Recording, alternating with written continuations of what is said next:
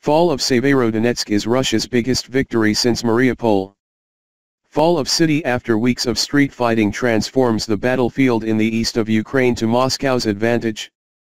Russian forces have fully occupied Severodonetsk, the mayor of the eastern Ukrainian city said, confirming Ukraine's biggest battlefield setback for more than a month after weeks of fighting to hold the strategic town and latest symbol of Ukrainian resistance. Russian missiles also rained down on western, northern, and southern parts of the country on Saturday as Europe's biggest land conflict since World War II enters its fifth month. The fall of Severodonetsk, once home to more than 100,000 people, and now reduced to a wasteland of rubble by Russian artillery, is Moscow's biggest victory since capturing the port of Mariupol last month. The fall of the city transforms the battlefield in the east of Ukraine where Moscow's huge advantage in firepower had until now yielded only slow gains. The city is now under the full occupation of Russia, the city's mayor Alexander Stryuk said on national television. He said anyone left behind could no longer reach Ukrainian-held territory, as the city was effectively cut off.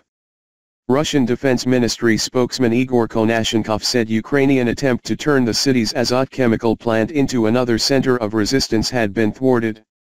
As a result of successful offensive operations, units of the People's Militia of the LPR Luhansk People's Republic, with the support of Russian troops, completely liberated the cities of Severodonetsk and Borovsk, he said.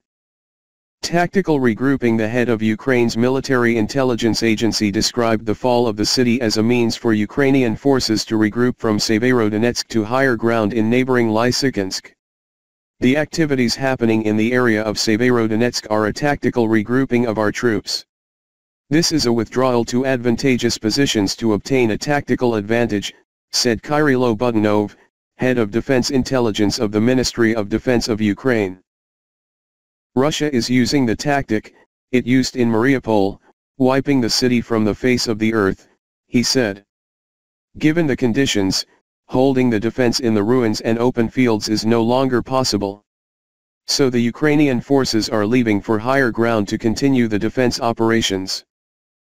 Russia will now be hoping to press on and seize more ground on the opposite bank of the Severodonetsk River where Severodonetsk's twin city Lysychansk is located.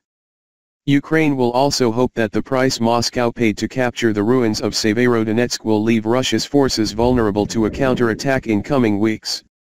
Lysychansk and Severodonetsk have been the focal point of Russian offensives aimed at capturing all of eastern Ukraine's Donbas region and destroying the Ukrainian military defending it, the most capable and battle-hardened segment of the country's armed forces.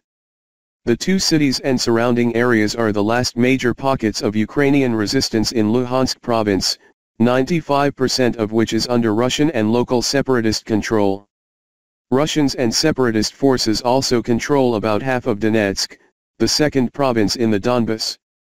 The capture of Severodonetsk is likely to be seen by Russia as vindication for its switch from its early, failed attempt at lightning warfare to a relentless, grinding offensive using massive artillery in the east.